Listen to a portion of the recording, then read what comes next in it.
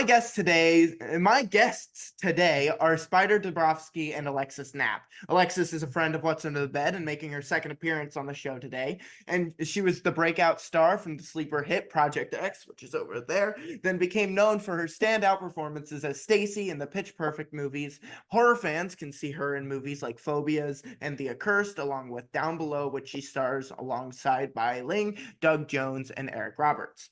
Spider Dobrovsky is a Los Angeles-based screenwriter behind the acclaimed horror western film Teardrop, which is over there on Tubi. He's also the writer and director of Down Below with Alexis, which is out October 1st. Spider, Alexis, it's a pleasure to see you. Hey, my friend. Pleasure's all mine. Thanks for having us, Dad. Great to see you again. Alexis, he has better hair than you today. Yeah, his hair kills. He's got I took mine out of a braid. Like, I didn't even. He's got the blue. I was hoping you were gonna come on with like some crazy color, and then both of you guys could have this like incredible. We should have planned for that. Could have planned for great hair. Feeling a missed opportunity now. Yeah. Been too busy this week. I can't be dyeing my hair. No, it looks good though. It looks very nice on you though, Dax. Thank you. Thank you so much. I do love the blue. I love the blue. I was just talking to somebody at Petco yesterday who had blue hair, and they were giving me advice on how to do that. Nice. I had a chance to see Down Below this week, and I can say it's a lot of fun. Down Below is a slow burn horror whodunit that's like a fever dream with some crazy twists that will keep you guessing all the way to the end. That's my spoiler-free review. Spider, without really revealing too much, what can you tell us about the movie? Well, thank you for watching, first of all, and yeah, I guess fever dream is definitely a great term. I think that was kind of the genesis of the film, was to try to do something that kind of like blurs the reality, and it's psychological, but you're really not sure, you know, whose POV you're watching the film from, and it doesn't like overly spoon feed you what exactly is going on until like the ultimate end. And then, you know, I remember when, well, Alexis, you responded pretty well to the script, huh? Like, yeah, of course. Yeah. Alexis and I met on the project, and from the script, and like I was real nervous that like the script, like I knew the script would make sense, but like it was just very, I don't know, ambitious, weird.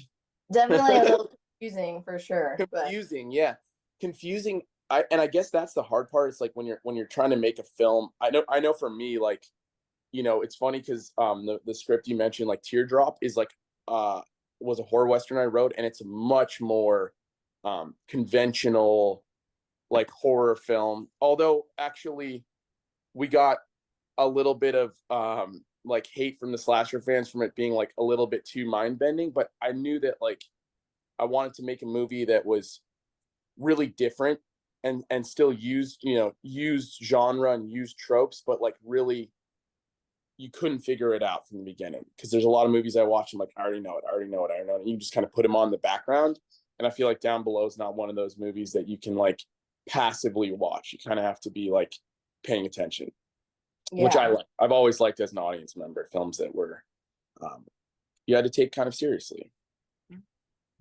Alexis, you played the character Charisma in the movie, and you're also credited as executive producer. When did you said that you worked on the project, but like when specifically did you meet, and how did you get involved with the project?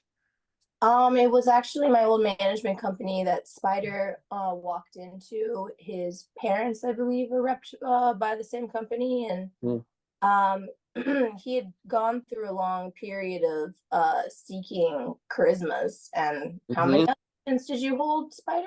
Was it? So yeah, I love this story because like I literally was gonna delete, like I was gonna cut her character completely, and completely redo the story, because we auditioned like I want to say like 900 girls.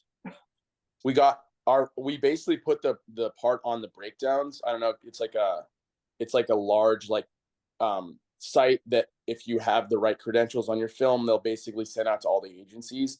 And our post was like viral. We got like 8,000 submissions just for that part. And then we narrowed it down to like, I think we watched like 600, 800 self-tapes. And there were, like I was saying, there's a lot of talented people, but like I told Alexis specifically, like there were a lot of people who got down to like, so she's both an escort, but she's also got like this kind of psychic medium-esque abilities, but no one ever was like that believable as the psychic.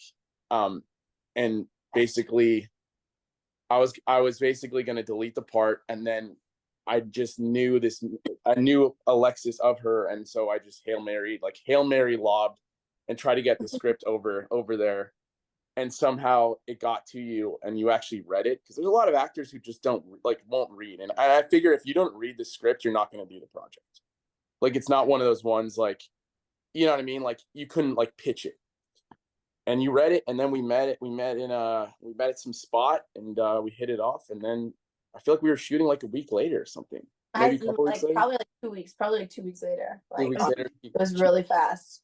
Yeah, but like Alexis and she's one of those, those talents who, like, she just made the character. She brought to life, brought all these things, and we did a lot of we found a lot of things on set, because our days were limited, and we were under the gun, and we were just experimenting and exploring. Although the lines we stuck pretty good to the lines, didn't we? We did mostly. I mean, Yeah. there was some some little tidbits added Yeah. here and stuff like that, but it was just like cohesiveness. It wasn't out of nowhere. And she just made it really sympathetic. That's the thing, Dex. She I don't know, like, I was always worried that the character was going to be unlikable. That's actually my worry about most characters, that they're going to come across like just not like hard to like sympathize with or relate to. And I think that's where just Alexis, just like, she made her like the hero, even though I don't even know if her character is like the hero. She just feels like she's relatable, Yeah. Relatable. But I read the script immediately. Actually, when I got it, it was like just really good timing. And personally, I was at the time, and still to a degree, but at the time especially, I was very perturbed by the whole evolution of how things are going in the world with OnlyFans and just the casuality of prostitution online and stuff like that. And it just really irritated me. So when I received this, I first, like, oh, an escort, well, let's see. We're gonna see what the material is and how she behaves. If she is respected and it's showing a human being who happens to live this life and the hardships of it, like, we'll just see. I'll consider it then. And within the first scene, I was already like, okay, this is really cool. I like that. I'm not gonna spoil anything, but I like these elements of her personality, how she handles herself, what she's up to, and like I can find the empathy in myself. Like, it was very easy to, actually, because of the way that Spider wrote her. She's not gratuitous or anything. There's no like nudity coming from this character just to have it, like some other escort type roles and stuff like that. She's well respected, and it's really about showing the psyche of somebody who went down a different kind of path and doesn't have a way out, doesn't know a different way out. And it was really a big experiment for me to find empathy for those that are doing that in real life, and even for those that are on OnlyFans. So it was kind of a little bit selfish, me wanting to do this role, because I always want to step into a different human condition and know what that feels like, and then evolve my being. And I felt that I was able to make some progress in my own personal journey by playing Charisma. What's Under the Bed is an interview show where I speak with horror actors and filmmakers about their biographies, careers, and the things that shape what scares them. Alexis answered some of these when she was on last time, so let me direct these next questions to you, Spider. Before the influence of movies, what scared you the most as a child? Was there a ghost in the attic or a monster under the bed? I was a big scaredy cat of there being like a robber coming in, and I was always afraid. Like, I had a big window in my room that I could see into the yard, and that like a robber would come in. That was my big. I like would constantly, like, I got to go into my parents' room and sleep on the floor, because I don't know, robbers were my big fear. It wasn't like any supernatural stuff. It was like down in there. You watch too many movies. Someone just breaking into the house, and for some reason, like, I don't know, murdering me and my family. I think that was, and then what was the question again? What before the influence of movies scared you the most as a child? Yeah, that definitely. That's a good one. What did Yeah. Alexis, what did you say? Oh, I don't remember what I said 2 years ago. I think it was ghosts. Oh, were you afraid of really? ghosts? Yeah. I think specifically because Mm. you said something. My It'll come up. stepsister. It'll come up later. It will come up later. So You're gonna go watch it. No, it comes up later in my notes. So oh man, go to I'm curious now. Yeah, Oh. everyone had that one thing scared. I it's funny because I was Oh, I scared know of that. what I said. What did you say? I said, like, I'm a mom, so anything that would threaten my child's life is what scares me the most, basically. But what about as before a then? kid? It would be before then. Yeah, When Oh, what you shit, about were a right. kid. Duh. Yeah, this is a like child. were you Okay, not never were you mind. afraid of like you were afraid of like little poltergeists and stuff? All right, let me think. Don't think too long. I think your stepfather's house you said was haunted. I think Ooh. All that's right.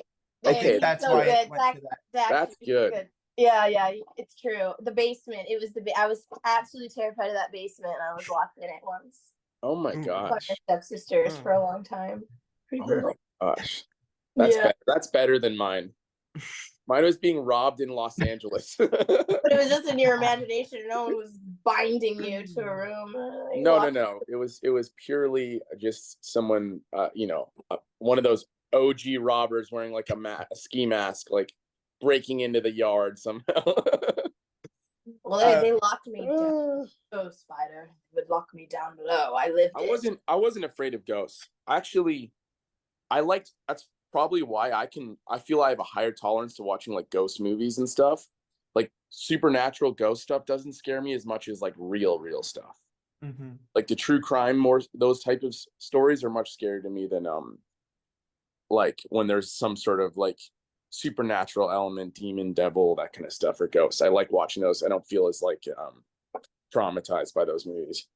Dude, one of the people that was at my birthday dinner but was on the other side of the table, so I don't think you really talked to him. He actively goes ghost hunting. And I'm like, what the heck? You told me all these stories. I was like, you need to stop this. He's a paranormal. He's like a paranormal investigator guy. A little bit, like Or he's does he just do it for fun? And then these cops found him and his buddy he was doing it with, and then warned him about some people that had left there and got murdered, like from that same area. I'm like, dude, there's evil. Don't go back there. Don't do that. Don't do that. No. I'm about it. I saw pictures of the area too. I was like, okay, wow. That sounds like scary. Graffitied out, kind of like abandoned. It had a nasty vibe. Overgrown. I believe it was haunted. So Spider, many kids Yeah. are first introduced to horror through fairy tales or children's stories like Hansel Yeah. and Gretel or Three Billy Goats Gruff. Was there a particular fairy tale or children's story that scared you or excited you the most as a child? You know, I'm gonna skip the whole. I wasn't that into the fairy tale stuff. I was really into Scooby Doo was what got me into that stuff. I'm not lying. Not Scooby Doo was like my Perfect. and there was one Scooby Doo movie that I honestly feel might have turned me into like a movie maker, and it was Scooby Doo Zombie Island. Oh my gosh, it's the best one. And it was it blew me away because it was Scooby Doo was always fake. You know, it was all the monsters were always demasked, and it was like the first thing ever. So Scooby Doo Zombie Island was like 99, so it must have been 7 years old. And I just remember being blown away where they try to take the masks off, and then the zombies are actually real in that movie. And there's this weird curse with these like cat people, and I was just like, this is the greatest thing ever. I just watched it over and over again. So I feel like Scooby Doo was my like holy grail of horror and cinema. I honestly, my dream is to make Scooby Doo Zombie Island live action one day. That'd be cool.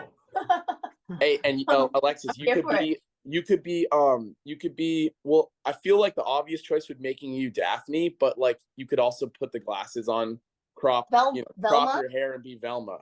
Yeah. Make it different. And I want to be Shaggy or the dog. Velma. Or the dog. Oh no, he's gone. There we go. You would do well as the dog, honestly. I could be the Spider, dog. are you gone? No, I'm here. I'm sorry. He's back. Okay. Am I back? Okay. You're back. Yeah. So Alexa. Oh, sorry. No, yeah, Scooby-Doo. Scooby-Doo. Go ahead. Alexis, your parents were Marjorie and Bradford Knapp.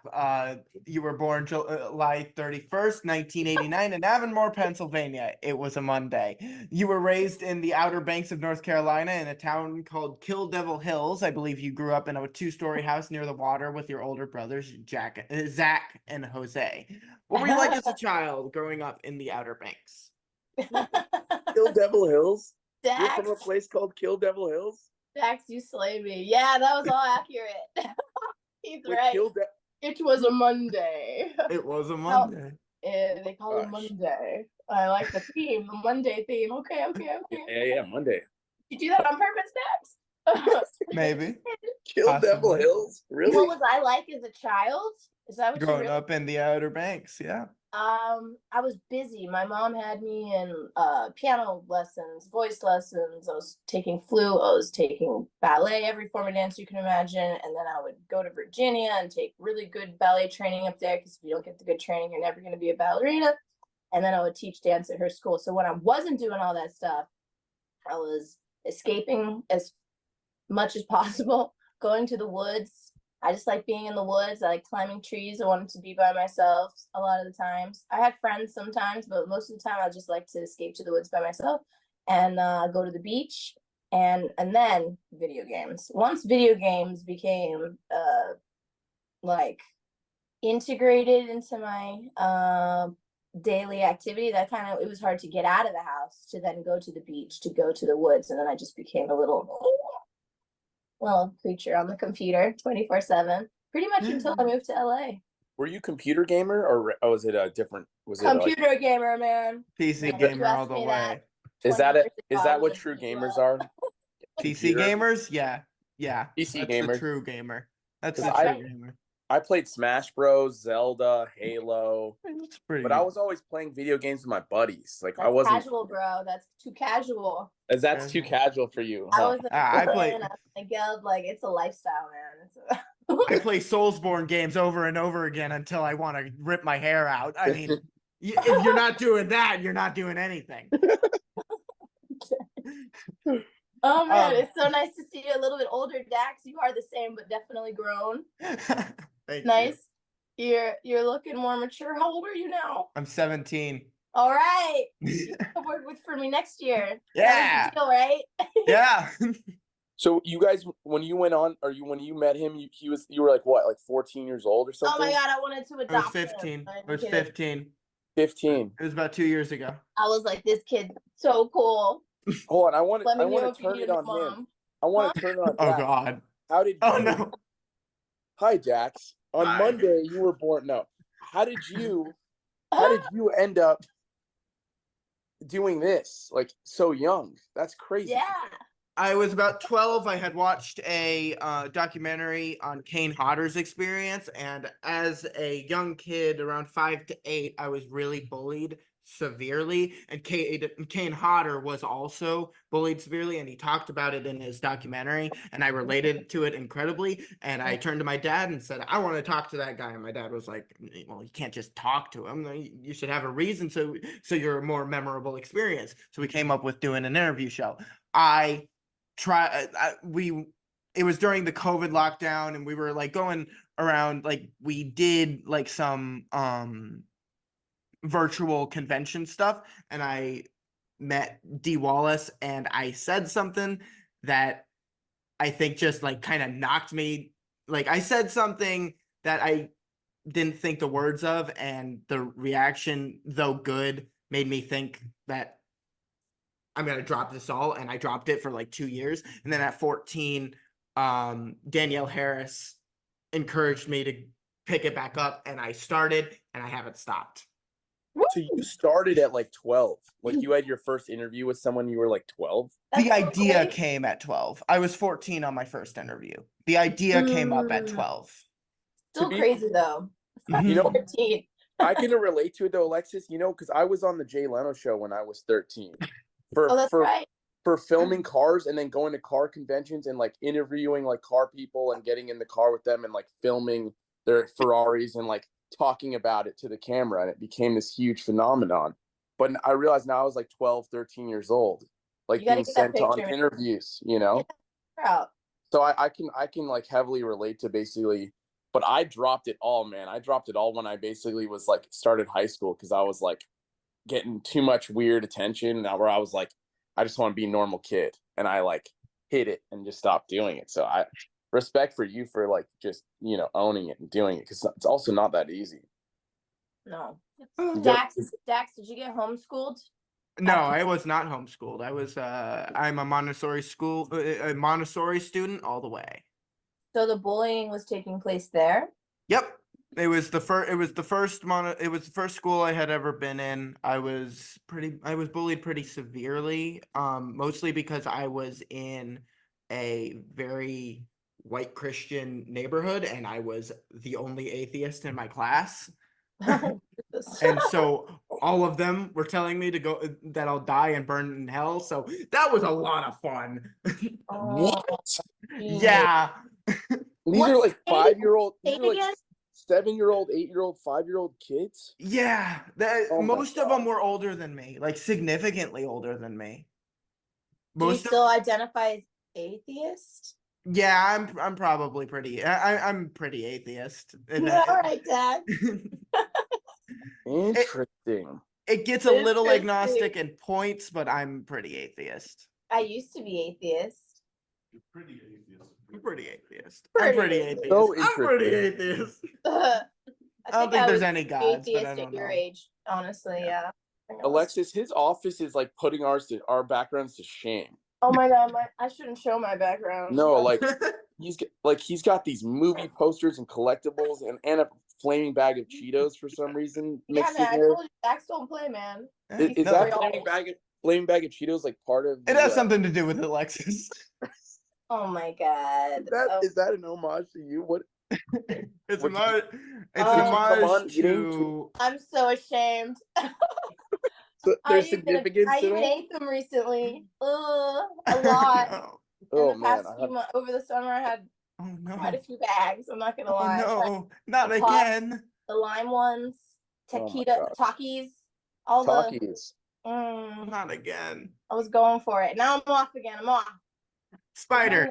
Yes. Your parents my are God, Neil look- and Tippy Dabrowski. They're both writers, having written like that? many Christmas movies, and your father was a producer on the 1980 yeah. film Bronco Billy with Clint Bronco Eastwood. Billy. You were born Mick Dabrowski on Yes. April 20th, 1992 in Los Angeles. It was also a Monday. Santa Monica. You have Santa a, Monica. Hey, you were born Santa on Monday Monica. too. What's up? I was born on a Monday as well. yeah. Wait, that's so weird because this whole Monday thing. It was Yeah, meant it to is. be. It's Yeah. fate. Okay, Yeah. continue telling me about You have my a younger childhood. brother. Really You have a funny. younger brother, Dash, who is a producer and director of photography on your films. Yes. Before that, you'd make movies with an old Sony Handycam. Mm-hmm.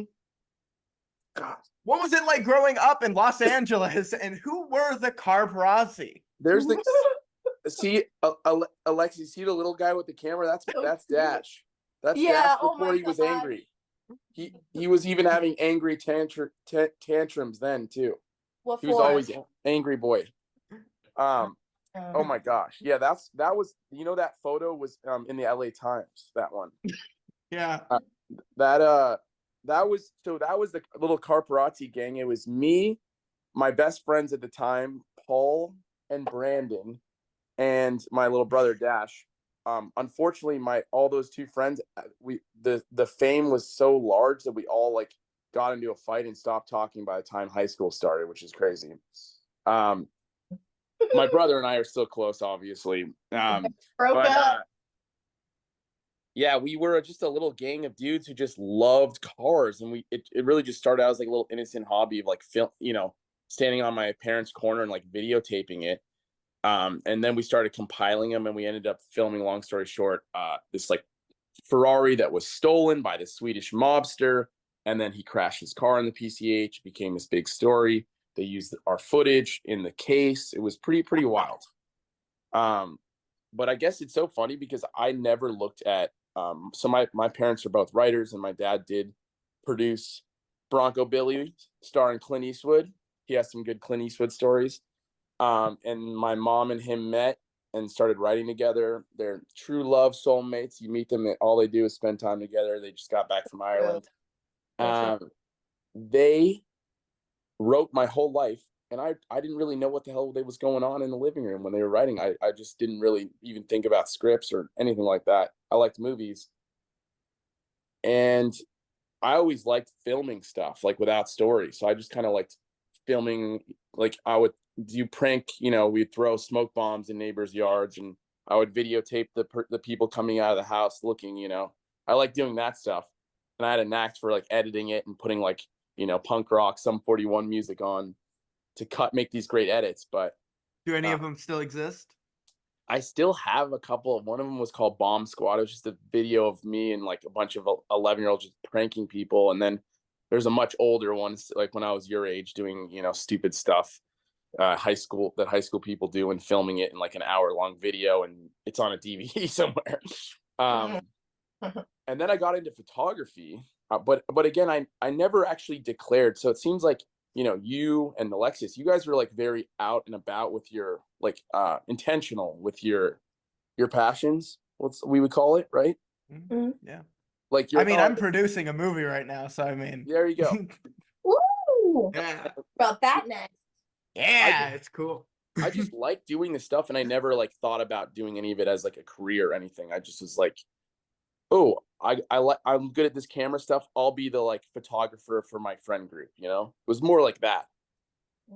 And I still kind of feel that way. Alexis knows when we're on set, I kind of just feel like we're just having fun and like experimenting, like, let's throw away the plan. I see something great here. Stand by the altar, do this really screamy thing, and channel your stuff. I like that part of it. Talk about unscripted. That whole day on Sunday at the church was made up, that inspired once we already started working together. Yeah, that it was wasn't awesome. Yeah, it wasn't part of the story. And then we had this church, and it was like, hey, Alexis, can you come? Like, I don't know, but I feel like you should be here. And even though there's no reason. And then we ended up writing a whole sequence and adding all this stuff. Totally. From something that was just kind of, but I kind of feel that's probably my strength as a movie maker, is just trying to find stuff that isn't scripted and like based on the location or like the actors or people, where it's like, hey, I got Alexis. She's doing all this great stuff with this character. Like, I want to do more with this, instead of just being like, oh, this is the blueprint, can't add anymore. Like, right. In a way, I'm not that faithful to the script, which is funny because the only success I had prior to this in the movie business was as a writer. So you'd think that I'd care mostly about my words, but I feel mostly it's about the ideas, not the words. And if you're finding stuff in the moment, you're still staying true to the core of the story. And Down Below is about some pretty intense stuff. But I wanted to like find a way to make it like in a kind of crazy, dark, twisted Scooby-Doo adventure with like very R-rated themes and R-rated characters, but like very genre and kind of heightened.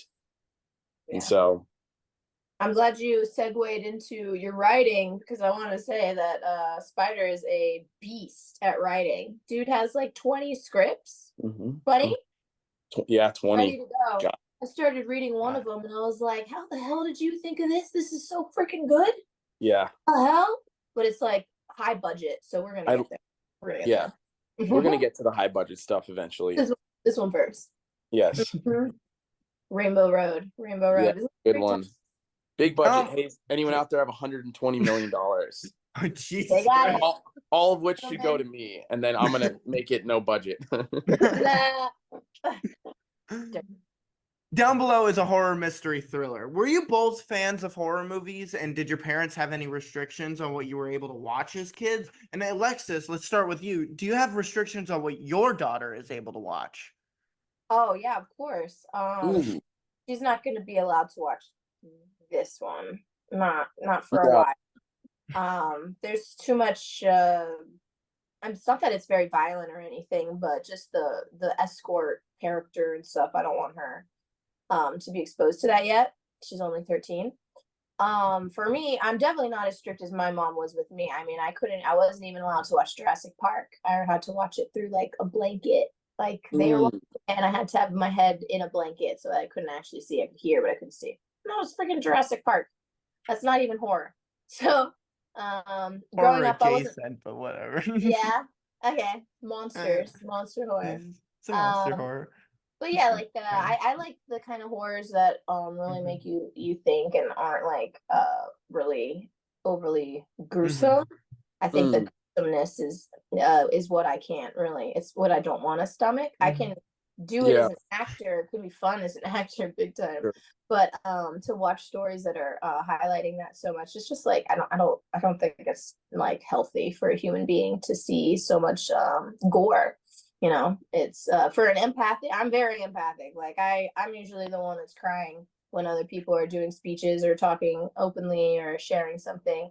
I just resonate with how others feel. So if somebody's getting, you know, like their neck spooned out and or something, you know, just like something Mm, really graphic and horrific, like how am I supposed to just be neutral to that?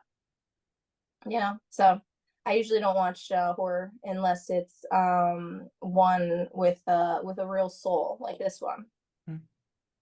But I gotta ask a follow-up question to that because that's such an interesting point. You're Alexa, your daughter's what, Mm, 12, 13? 13, just turned 13.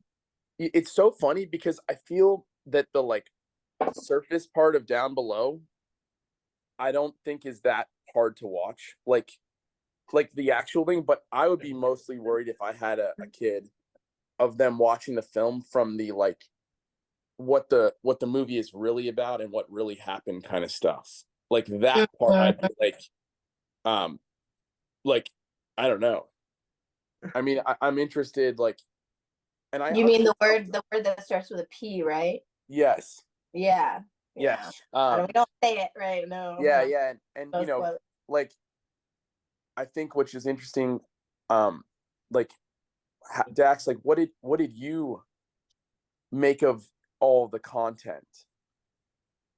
With I guess without spoiling it. Like it's hard not to spoil I it. know, I know, I know. I'm well, Easy question. I guess what's interesting is I felt that I didn't want, you know, with this subject matter that the movie really tackles, I didn't really want to make like a dark I thought about it. My brother and I thought about it. Like we could have turned this idea into like a dark dramatic like Sundance issue movie, like more about the issue and more about like like how it's dramatic, but I just was like, you know, what if we make this into kind of like a dark, weird, like fictitious fairy tale-esque tone, kind of like The Shining, where it's like all the characters are so larger than life that they're not really like real. And I thought that was a better way to tell a story about this kind of stuff, so that it's not like so that it's kind of fun to watch and it's not like, oh God, like this is so heavy. Yeah, Um, yeah, yeah. and I wonder for you that Dax, like, was the heavy factor like large or not really at all? Because that, you know, that's I think trying to think. because there's some religious stuff in there too, you know, like Yeah. especially you're telling me about, you know, Yeah, growing there's up. a lot, I yeah, feel there's a like lot this of movie is a piece of cake for Dax compared to what Yeah. stuff he Oh yeah, I watches. watch I He watch watches real so much slasher. darker. That's why I'm kind of having a hard time answering this, is No, because no, I yeah, yeah. Well, that's yeah. that. But it's interesting because like you watching so much darker Mhm. stuff, I'm like, I can't stomach the like super hard like A24 films and a lot of these like really like bleak type settings, bleak I type characters, you I know? don't like bleak stuff. I tend to veer away from things that are bleak. Like Hereditary, I love. I love Ari Aster. I love his films. I can't watch Hereditary too many times, or I'm gonna just want to die. Okay, see, I'm the same way, and I went out of my way to make sure that this movie was not what I'd call A24 tone, like hereditary tone, where it's like this subject matter could have, but I was like, I need to make sure that we all my cast and everyone really brings it to this heightened place so that it's more like, you know, like The Shining. If you look at the subtext of The Shining, it's quite a dark movie about a Yeah. guy who's abusing his son and his wife who won't stand up to him, and he actually hurts and talks about how he hits his kid. But most people see The Shining as like a largely like farce and like horror comedy. It's so funny, it's hilarious, it's a little scary, but no one like dissects the like actual dramatic element because it's not really a dramatic tone. I think I'm gonna have to be vague. I am gonna be very vague with what I'm about to say because Yeah, I yeah, don't want to yeah. spoil things. No, no, But no. I think the way things are portrayed and Down Below are perfectly portrayed for what the movie is for, like what the movie's about. I don't think it went too far. I don't think it went too little though. Like it wasn't a goofy movie. No. And it wasn't a very goofy movie. I'm sorry. Yeah.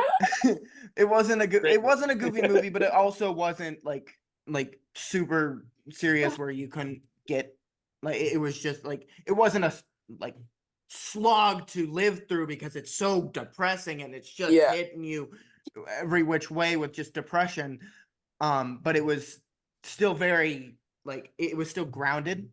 It was grounded still. Yeah. It wasn't. Yeah. That's funny because that is what you just described is exactly what we were trying to do. And like, I just went and saw that Blink Twice movie. I won't say anything, but there's like a trigger warning before the movie. Like legit, where I was like, I've never seen a trigger warning before Blink a movie. Twice? Yeah. I haven't seen it yet. Channing Tatum, Zoe Kravitz, first time directing. Oh God, I want to see that one. Darn it. No, you can. I didn't find that it was that triggering. You already watched it. Oh, I'll see it again with you. Right. I'm not again. There's this movie called The Substance out. Oh yes, sorry. I got scared off of going because my friend was so disturbed by it. It was so graphic. I was gonna go see it, and I was like, Alexis, you want to try to see it? I literally had to look up the story. Like I tried watching it. I watched it once with my father, and I was literally begging some of my friends to go with me a second time because I had to see it again. What's your dad really? think? What's your dad? My dad loves it. I love it. It's so very much not our like. It's very. By the end of it, it's a satire. It is a satire film. It's just very grotesque. The grotesque element it's a satire body horror. Like imagine so mutilation, Alexis, mutilation stuff. No. Screaming Mad George? No. It's that kind of okay, like Society, the movie Society from the 80s. It's like an 80s B movie. It's known for its end scene, which is just this insane, wacky body horror grossness. It's a lot of that in The Substance. Right. But it's very satirical. It's okay. Like by the end of it, it's like, what are we watching? Sure.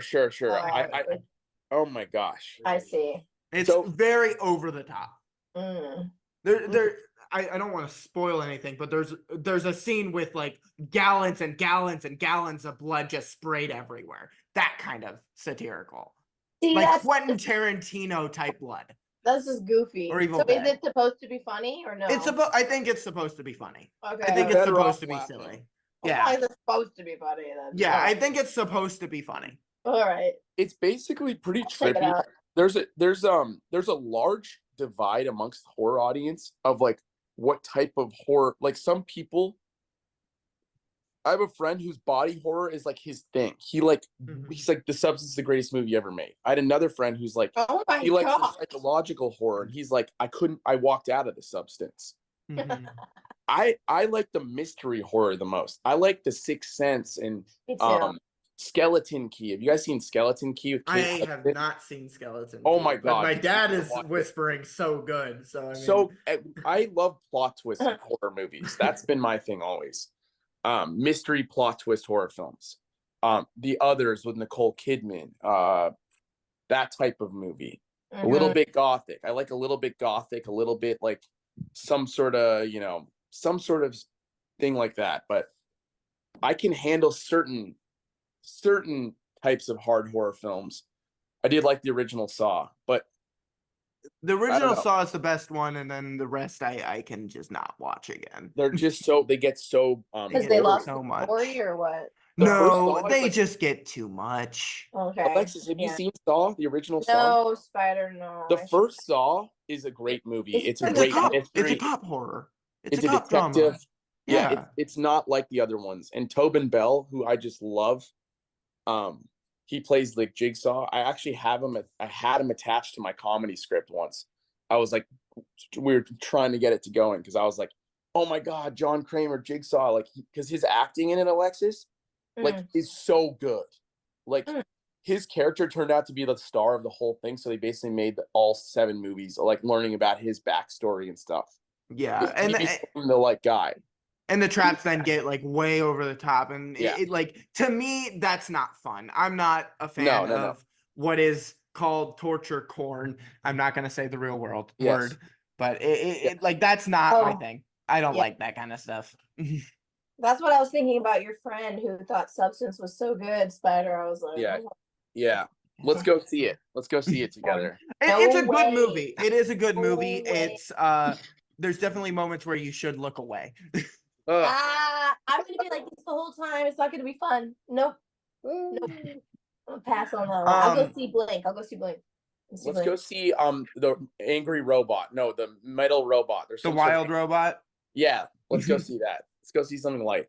Hey Dax, do you ever go to little film festivals and stuff? I think I don't you go to- love that. I don't go to film festivals all that much, but I go and see like for some reason in Atlanta, all the older movies are starting to come out in theaters again.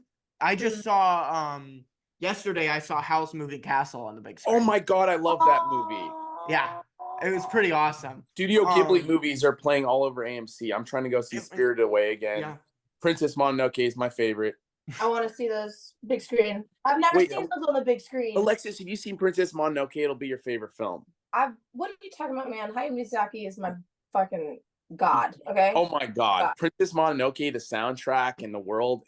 I've seen that movie like 15 times. I made my tech friend in Palo Alto watch that when I was up there last. I'm not even kidding. I made him watch one movie. It was all right. I just got like 10 more points of respect for you. So I'm gonna continue on to the interview. This has gone crazy. So in 1929, a mansion was built in the Spanish colonial revival architecture prevalent in Southern California at the time. It's set atop a hillside at 2475 Glendower Place in Los Feliz neighborhood of Los Angeles. The home once belonged to a cardiologist named Dr. Harold Perelson, his wife Lillian, and their 3 children. Tragically, on the night of December 6, 1959, the doctor murdered his wife with a ball-peen hammer and severely injured his oldest daughter. Aroused by her sister's screams, 11-year-old Debbie awoke and stumbled onto the scene. According to her account to the police, when confronting her father, he told her, "Go back to bed, this is a nightmare." The children fled, and Dr. Perelson proceeded to kill himself by drinking a mixture of water, acid, and tranquilizer pills. In 1960, the house was sold to Emily and Julian Enriquez in a probate auction. Strangely, they never moved in. The house remained untouched for the next 34 years when it was inherited by their son Rudy in 1994, who continued the pattern of non-occupancy set by his parents. The mansion fueled local urban legends. Passerbys reported seeing a 1950s-style television set, dust-covered furniture, and even a Christmas tree with wrapped presents through its grimy windows. The grim time capsule would attract curious onlookers and urban explorers for decades. The Los Feliz murder mansion, as it became to be known, is located 10 miles east of Spider's childhood home. Whoa. The property was sold to real estate investor Megan Dolan in December 2020, who announced plans to renovate the house, closing this dark chapter. Spider, did you ever hear about the murder mansion, or were there any other urban legends you heard about growing up in Los Angeles? Well, first off, when you first started describing, I was like, please don't tell me this is the house that my parents are living at, like you were describing. So I clearly have not heard of this, because I was like, oh my God, is he about to tell me that my childhood home was like home to like I always thought it was home to the guy who like invented some sort of, he was in a James Bond movie. He played one of the James Bond was the owner of my family house before us. It wasn't a good James Bond, and it wasn't a memorable one so much I don't even know which one it is. It was a one-off. Maybe the proximity of this murder home is why you're afraid of being robbed. Okay, there you go. So that's probably why I've intuitively only been to Los Feliz 2 times in my life. And people always ask, why do I never go there? Because clearly there's a murder house there. I never heard of that. It's too far from the ocean, man. It's too far from the ocean. We were snobs. We were West Side snobs. We never got near the valley. We never got on the 10 East. All I knew was the 10 West, right to the water. Mm-hmm. No, I've never heard of that. That's pretty scary. Isn't that freaky? That's freaky, actually. Alexis, have you heard of that? No, dude. Definitely not. I love how Dex does. Is that house now for sale? Are they trying to sell it, or is it like a It's been in 2020. It was sold to a real estate investor, and the house is getting renovated. That's all I really know. I don't think I could live in any place that had some sort of like, it's like the movie with Ryan Reynolds. What was that good Ryan Reynolds movie where he's like shirtless and with an axe? Amityville Horror. Yeah, Amityville Horror. Yeah. Oh. I like that Amityville movie. Horror. Why the character has like an 8-pack and like a perfectly shaved chest? No idea, but I like that movie. Oh, it's Ryan Reynolds. Yeah. But usually in horror, they don't go that, it's funny. But that movie takes place with them like moving into a house where a horrible murder occurred by a guy killing his whole family and then killing himself. So can you imagine? I don't think I could live in a place that had that kind of energy, period. I don't know. But what if you want a castle? What are you gonna do then? What you're saying? Alexa knows I do want a castle. I also want. I was just thinking about this a couple days ago. Want a castle. That's my dream. Okay. We can split castles. Okay, let's split it. I want a castle in Wales as long as I get the watchtower room is mine. It's in my collection. Okay, you can have the dungeon. I get the watchtower room. I will kill you. Don't send her back to the dungeon. I'm not going back to the dungeon. That's right, Dak. I'm never going back to the dungeon. Back to the dungeon. That's it. You get your own castle. I'm gonna get mine. Okay, we'll split a castle. What about? No, we're not sharing, man. I'll take it in the winter and summer, and you take it in the fall. You get the autumn leaves in the spring. Because I want snowy days in my castle. That's not a bad deal, honestly. I'm sure castle. Mm-hmm. Timeshare. I really like Wales. Do you? Wales is good. I kind of wanted like the Romanian Dracula full-on castle. No. That's the castles. That's the one. That's the castle. No. See, we don't agree. We're Dax, what's that creature? How do I get back to seeing Dax stream? What's that creature on the right? Which one? There's many creatures on the right. I have to know. It's the one in the back, the gray face. No farther. This one? Yeah, what's that from? His name's Peter. Is he from something or no? He is a vampire mask I was gifted I was gifted by Howard Berger of K&B Effects. I pointed it out because me and my dad have a joke where anytime we see a vampire that looks like similar to the Salem's Lot vampire or the vampire in What We Do in the Shadows, Peter, we always go, "Hey, it's Peter!" And I saw it in Howard Berger's office, and I went, "Hey, Dad, look, it's Peter." Had to explain the joke to Howard Berger.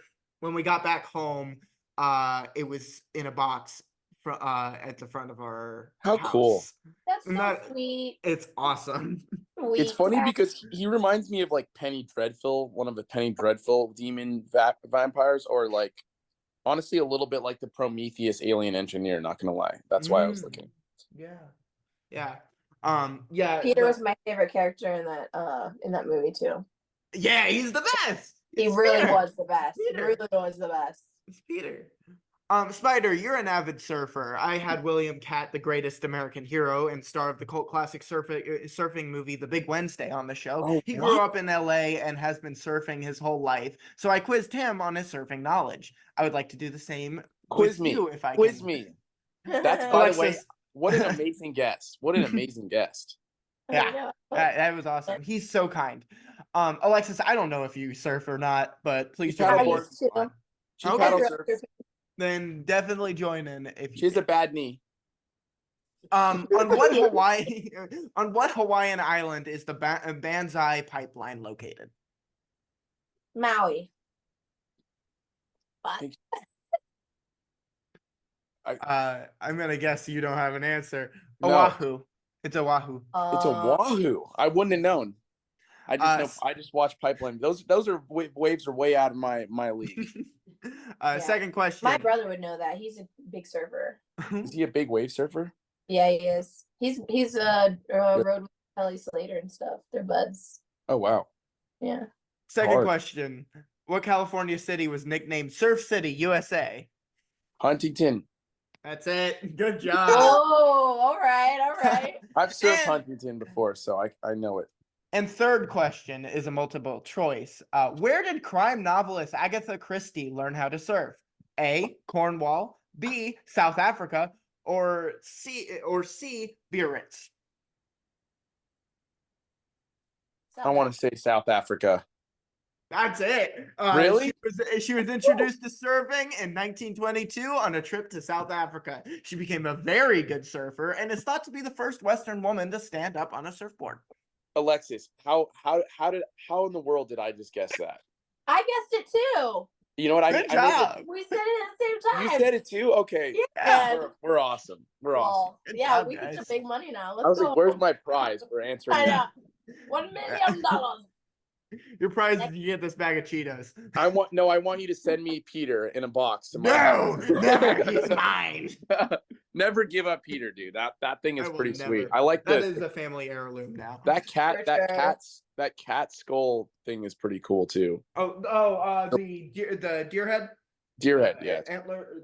It is also that is also a prop from a movie called The Long Night, directed by Rich Ragsdale. He had it in his basement. We were hanging out at his house, and we were talking about like cassette tapes or something. And he was like, "I have cassette tapes," and went down to his basement, and then the box of just all the masks from that movie was in there. And he was like, "Here, have it," and just gave it to me. It was awesome. And I had talked when I interviewed him about wanting one of those masks. So it's like that is a dream to have. Seems like all you have to do, Dax, is just state what you're into when you're around people, and they'll just give it to you. Yeah, I think you have a good so. I track think record that's for just my that. thing. Yeah. Keep collecting. So Spider, your parents wrote many Christmas movies, titles like The Christmas Train, A Royal Christmas, Love in Winterland, and Guess Who's Coming to Christmas. Your first screenplay sold in college, and you've also written Christmas stories. There's One Christmas Wish and The Housewives of the North Pole. You wrote and directed the mystery thriller Spiral and the acclaimed horror feature Teardrop, but your new film down below is a horror mystery set around Christmas Day. This next question, this next series of questions are for the both of you, and they're all Christmas related. One, is Die Hard a Christmas movie? Yes, I consider it one. Okay. I don't know. Well, I consider it one because I feel if the setting is strong enough, you would want to watch it around the holiday time. Like I like the idea of watching Die Hard around the holidays, even though it's like film. Number two, Christmas trees, real or artificial? Real. It's true. I've seen them. Opening gifts on Christmas. Who would prefer an artificial one, man? Actually, I do not. I have severe allergies to them. I actually have to do artificial. That's the thing. And then there's people who don't want the little pines on their floor. It's those two things that I have to do artificial stuff. But we have a little palm tree Christmas tree, so we're fine. Okay. Opening gifts on Christmas Eve instead of Christmas Day, allowed or forbidden? Forbidden, except for one. You can get one. You know, it depends on how fire that gift is. If it's so good, sometimes you just you gotta let it happen. Number four, star, angel, or something else? Angel. Are you talking about what to put on the tree or just in general? Yeah, what to put on the tree. Oh, I'm a star guy. It depends on the star or the angel. I'd probably go angel. I put a little Santa hat on it. That's good. That's my personal thing. I like the star. What's your stance on regifting? You got to do what you got to do. This is getting into like Larry David territory here. If somebody is more a fit for something. Yes. It depends on how nice the gift is. If the gift is really nice. How personalized. But not really personalized to you, I think it's a great regift. Like, if someone gives you this big sentimental gift, you gotta keep it. You gotta keep it your whole life and put it in the basement or storage. But like it's one of those gifts that's like, I gave Alexis a Kurami thing, and she probably lost it already. You're always giving me little things that I'm gonna lose. I They're so gave you a small. Pokemon card and a Karami, and you lose all my gifts. They're No somewhere. sentimental value. They're on my. I I need spent to get the little spider box. I spent $9.50 on that Karami for you. Okay. It's in the house somewhere, man. Okay, next question. Yeah. And last one, fruitcake, a delicious holiday tradition or a yet festive Yuletide doorstop? I say Doorstop. festive. I say looks good in pictures. No one want to eat it. It's a Facts. doorstop. Okay, cool. Doorstop. Yep. Alexis, with your voice, did you ever go caroling as a kid? And do you have a favorite Christmas card? Carol. Sorry. I think I did go caroling when I was really, really small. Christmas Carol. You know what? Oh Holy Night. I used to sing that, like perform it in front of people and stuff, and that's when people started to really respond to my voice. I mean, my voice is crap right now because of my cold, but they were like amazed at how I could sing like opera. They were like, you were like Charlotte Church. And so that song meant a lot to me because it was something that was like so divine and so holy, and really showcasing what I could do as a singer. And it was boosting my confidence because my brothers would rip it down. I would sing around a house and I'd sing so loud and stuff. They would be like, oh, sis, shut the hell up. You're killing my ears. And so I didn't want to sing for people. So actually singing that song was a very healing experience. So I feel most like connected to that song of all the Christmas ones. Spider, you also sing and play guitar. Let me ask you, do you think more songs have been written about love, lust, or heartbreak? Heartbreak. Heartbreak? Cool. The best. I'm a big fan of like Blink-182 and the type of bands, and they never made any good songs that were about like the good side of love. Like when you're in love, it's always like, she broke my heart kind of stuff. Alexis. But that's the whining tones of those bands, that's the style. Whiny style is my thing, Such a whinger. That's not Alexis' style. Alexis is too, she's too tough. She's just kicking butt. No whining, man. Jesus. To simultaneously release like a Christmas album while we were down below, but it didn't. It was an idea of mine. Remember, I was like, I want you to crash. You didn't pursue it hard enough. You had a different idea. You were like, let's do something else. No, Jack, if you listen to the end credits, because the song we got is actually from a pretty big band. They're called First and Forever. I named Alex. We became friends on Instagram, and they're like pretty like large, like hard rock band, punk hard rock. And I was just a big fan of their music, and I wrote him like a letter. I was like, dude, I'm making my first film, blah blah blah. And he ended up giving me the rights to the song that I wanted. So wow, so dope, man. That's why you got replaced, Alexis. Sorry. Tell him to write us a Christmas album. No, yeah, but I do want to hear Alexis sing. I've been waiting for it. I've been pushing for her to make a musical album and for me to film the behind the scenes. It's weird that you just like mentioned the punk thing, because like I met with this person that I met at Comic-Con who literally has like 500 songs demo style that are all just like that Blink-182 Green Day vibe, and I'm listening to this and I'm like, oh my god. But it's not you. But like I do love different human experiences, and there is a punk in me at some point. So I'm like, I can just channel this, have some fun, do it sometimes, and then do other things. And it's just like a different human experience to step into and know what it feels like, even though I don't want to listen to that music. It's the same with horror. It's like I don't typically want to watch horror, but I like to portray it. I like to live it, as an actor, and do it, perform it and stuff. Dax, did you that though? There were some funny songs he had.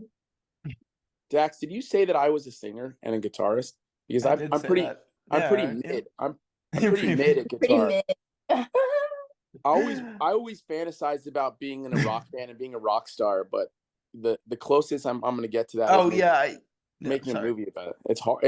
I just don't have the blind skill. Like I feel with film and camera, I can pick it up and just figure out how to like frame stuff. But with music, I'd have to learn too much. It just never came that natural to me, which is why I didn't really do it. I saw you sing and play on Instagram. That's Oh why yeah, I I was doing a referred couple. to it. Yeah. I'm okay, but I'm no Alexis. Yeah. Alexis is. Sorry, man. I still have to see those Pitch Perfect movies and through to hear all of your songs. Maybe someone will cut all of just your singing parts so I can watch you sing. They have. Just go on YouTube. Oh, is it? They It's just have. your Oh, parts? they Okay. absolutely have. They absolutely have. Stacie's mom. All right. Well, Spider, Alex- how good are you at guitar? If you're really good at guitar, we could do a song together just for fun. I would need like 6 months to like get. Oh, so you suck. Okay. I can put. Yeah, So I you suck. suck. I suck. I told you I'm admittedly mid. I like the thought you were idea just of me. being I think that I look cute holding a guitar and singing, but there's not a whole lot of talent coming out of there. Well, the best Spider's part like- about guitar is that it's cool looking. Yeah, that is. That's the idea that you have to have when you're trying to learn guitar is you'll look cool. That's why I got into movies to be cool. Like Wow. 100%, I admit it. I was like, oh my god, I'm getting attention in college for making movies. Got to keep this going. I'm not. Alexis, you're like a true blue artist. Why do you say that? Because you. I think that you actually have true catharsis from your art. Fuck yeah, I do. I have no Yeah. catharsis from my art. Admittedly, Bullshit. I don't think so. A little bit, tiny bit. I get a catharsis from engaging in my passions. I'll put it to you that way. Alex, did? Yeah. Alexis, Oh. you moved to Los Angeles when you were 18 years old with $500 in your pocket. You started your career modeling, but you were itching to act even when the modeling was taking off. Vampire You was your first film, and I heard you say in an interview there was a funny story behind getting that part. Would you mind sharing that story? Gosh. Oh, sure. Okay. Well, it started with Adam Rifkin, who I have to read a script he sent me last week. Ironically, we reconnected through the magic of the universe out here. But he just basically discovered me at a stoplight. I was like jamming out to, I was just modeling at the time, and I was just jamming out to some techno music really hard. And then I could feel, you can always feel when someone's like watching you, and I could feel it. And I look a little bit, I tried not to look, and this guy's like, ooh, trying to get my attention. And I just like super like you can't mess with me kind of vibes. Like I slowly rolled down my window, asked him what he wanted. Long story short, he hands me a DVD of a film he made and that they're making a show out of it. And he wanted me to audition. He was like, "Are you an actor?" I was like, "No." He goes, "Do you want to be?" And I was like, "Who are you?" And then he gives me his girlfriend at the time's Facebook. I watched the film. I was like, this was amazing. This was legit. Oh my God. Lucky me. And then I am like, I'm down. I audition. I book it. Day one, there was a miscommunication on hair color. It was me and another girl.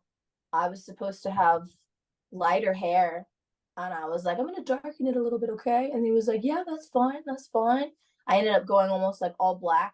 And then she had like dark curly hair. So then he fired me on day one because we looked too similar. And that girl with the curly hair was his girlfriend. Couldn't fire her. Just yeah, I don't think he was gonna fire her. But I got fired, replaced into another role of a ballet dancer, which was only incorporated because I'm actually a ballet dancer. At the time I didn't have a knee issue yet. And there was a first AD on that. We really bonded through this dramatic experience of going and then getting fired and then getting a small role and then having to fight, getting in a fight with the girl who replaced me that day in scene. Like I actually did, like in the ballet class, we get in a fight and stuff.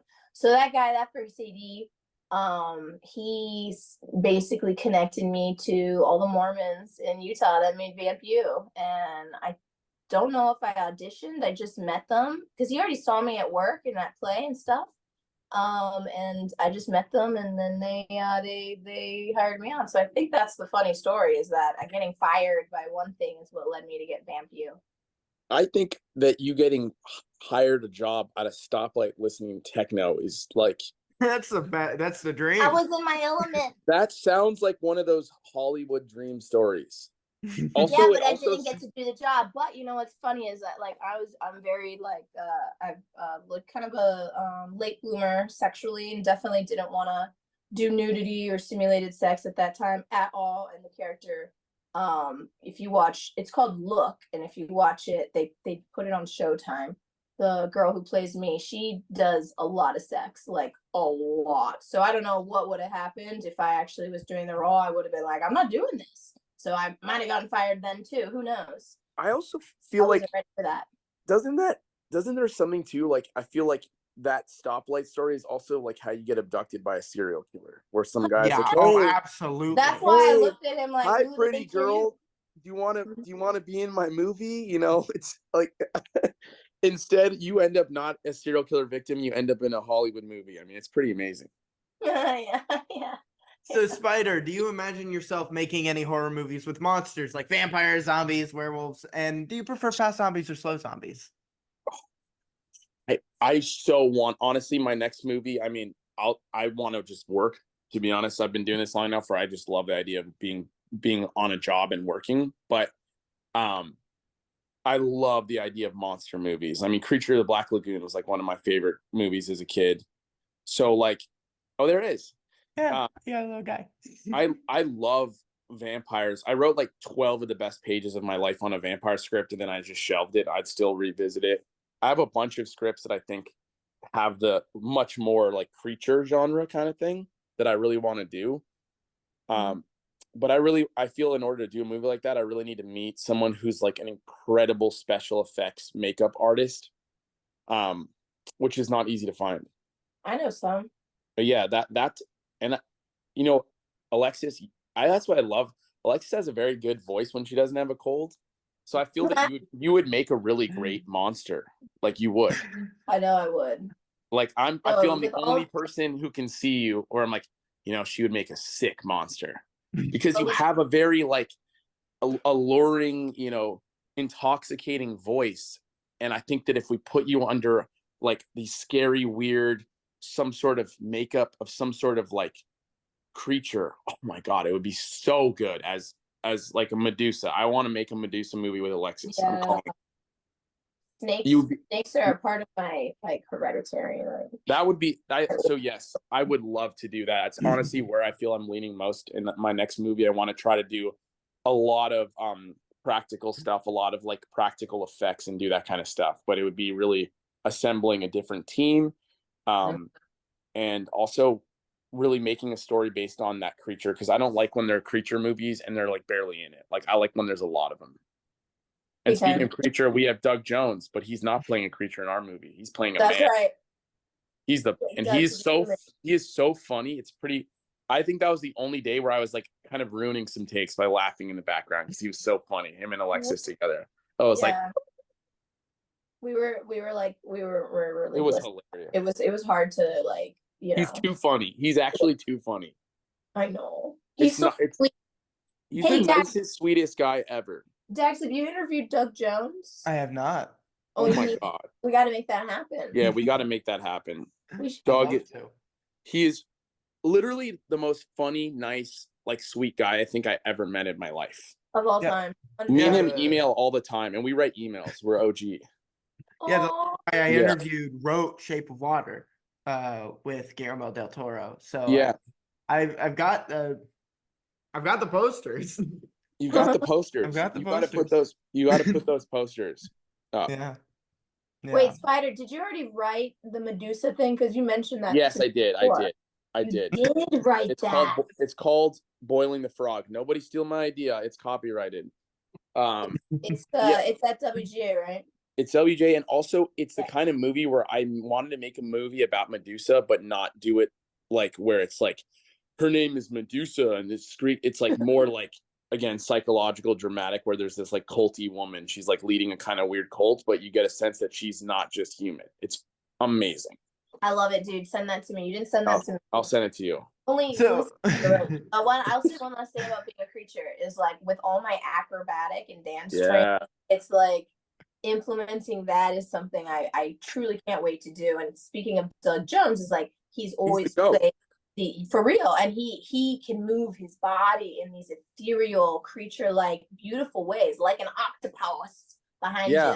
And like that's what I crave. That's what I want to do. And I've like told reps and stuff, like, I need to get Doug Jones's people. Let's do it. Let's have Doug Jones. Let's have you be the monster and Doug Jones be the hero. Boom, let's do it. All right. Dax was going to say something. Yeah. Oh, yay. Wait, I got a scoop. I just realized I got a scoop. Haha. So many scoops. Ice cream scoops. So cute. Spider, is there anything else you want to tell the audience about Down Below before we wrap up? I'm afraid of saying anything because I just want someone to have the full experience of the film.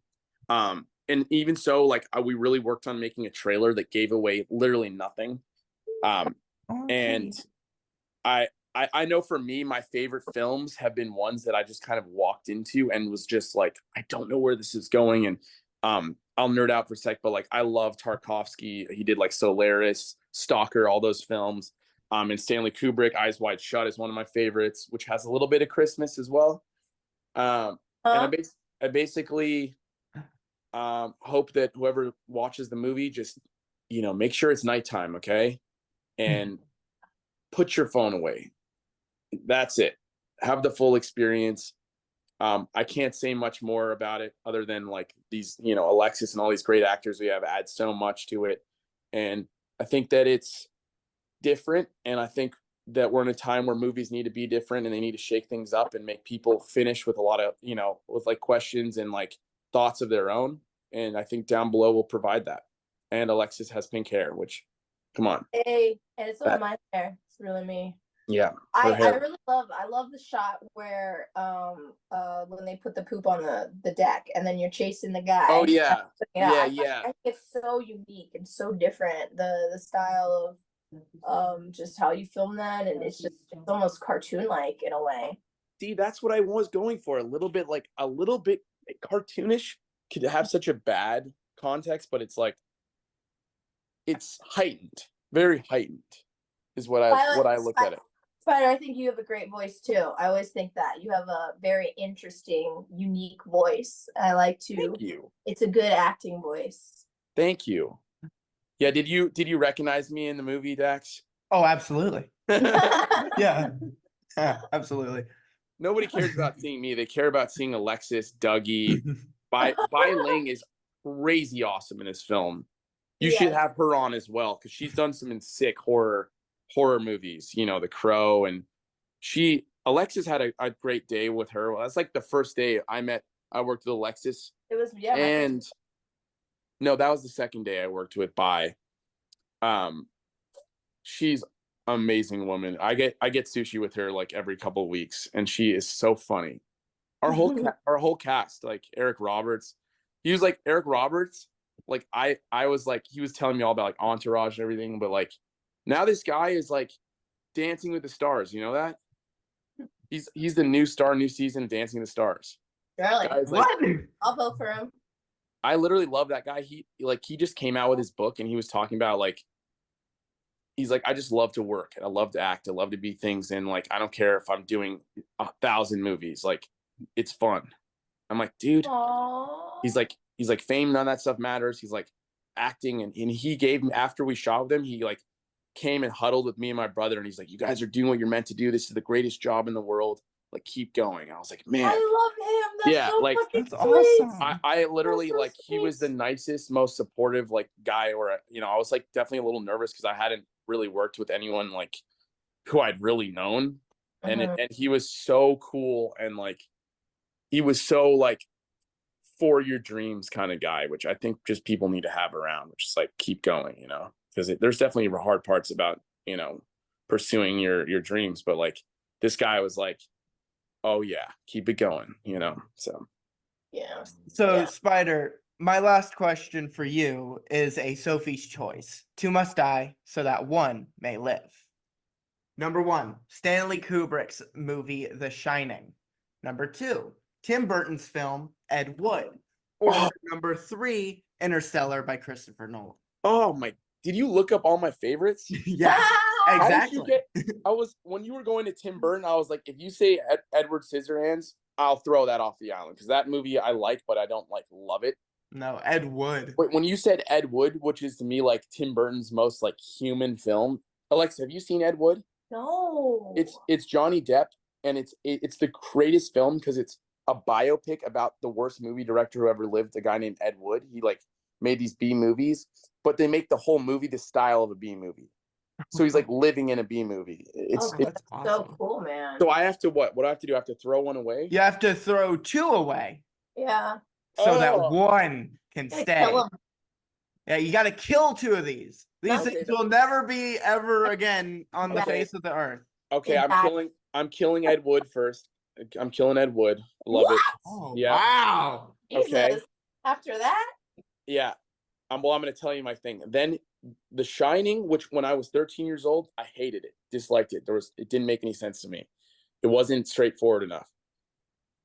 Interstellar, I think I have to keep, and I'll tell you why. Interstellar made, when I got out of that movie, I just looked up the sky, and honestly, it made me want to like I started writing scripts that I wanted to write after seeing that film. I think it was just too important. Even though The Shining I love and I think it's a masterpiece, I think that Interstellar for me just did something that I could never in a million years throw that one out. I would throw The Shining out and I would keep Interstellar around. I think it's the greatest big budget movie that's a big budget masterpiece. No one has ever made $100 million movie that is actually truly has substance and truly stays like dark and dramatic and about something, except for that film. So good choice. Alexis, we did your Sophie's Choice the last time, so New I one. have something different for you now. Okay. I haven't had many return guests. Actually, you're only the second. Really? So I'm Who still was the first one? workshopping this. Who was For the first now.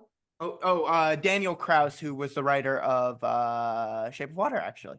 Yeah. Oh, He was the last guy that I interviewed. Yeah. I love that. He was the first ever returning guest, and you're the second one. I'm So honored. that's awesome. So I haven't had many return guests, so I'm still workshopping the last question. Okay. For now, let's say you can choose your own adventure. Number 1, you get to star as Jodie Foster's daughter in a sequel to the movie Contact. Number 2, you sign on to play a superhero in the Marvel Universe, or for one night, you get to have dinner with Aristotle, Maya Angelou, Nikola Tesla, and the actress Jennifer Connelly. You suck, Dax. You suck. So which adventure would you choose and why? Oh my God. When you first said Contact, I was like, that one. I'm going to do that one. But damn it. Oh. Fuck. Oh, I swore I wasn't going to curse on this one too. I said too many swear words the last time. I'm so sorry about that. It was Hey, we kept. what I was thinking. I was a crude, horrible person. What? What's better? I said I've kept it pretty PG. You have. I'm going back to PG. This is really, really hard. I don't know. I think I'm gonna have to like spontaneously combust. I can't make a choice. I need them all. I need them all. Nice. I guess realistically, okay. Realistically. I guess I'd have to choose being a Marvel superhero because that's like the ultimate, as well as the what that creates for your career for the rest of your life, and then that's precedence is set, and then I get to do what I really want to do, which is like action films for the rest of my life and magic and everything, which I really want to do. But selfishly, God, I love Jodie Foster. I'd be so playing her daughter in Contact, like one of my top 3 films of all time. That would, but I don't like that would make my life. But I don't think that would give me the longevity of a career. Like it wouldn't open the gates that I want opened. And then that dinner, you know what? I'll just go dream about it. I'll go astral project and I'll go experience that in my dreams. I dream really vividly, so if I could probably make that happen. In fact, I was waking up a million times this morning from so many crazy dreams because I had a little bit of a fever. And you know how you get the weird fever? Yeah, fever dreams. Yeah. It was so intense. I didn't even write any of these ones down, but usually I do. But yeah, that's my answer. I'm gonna go with the Marvel superhero, a little begrudgingly, but yeah. That's good. So, you've done this earlier, but is there anything you want to ask me before we're done? Turn the interview back on me. Yeah, definitely. What grade are you in? I am in 11th grade, so I am a junior. So what are you gonna do when you graduate next year? Well, it's one of two things. Either I am going to do, I have a little trick for going out to college in LA. I want to do Monica Community College for 2 years, establish residency, and then that would give me, and since Santa Monica Community College is a feeder college into UCLA, I would then transfer to UCLA for about half the price I would have, I would be able to do. Boom. Yeah. Do it. Or go into college in one of the Atlanta schools and do a film program there. Amazing. Come out here, man. Get out. I vote for that one. Yeah. Big I do time. too. We can But raise- that's my plan.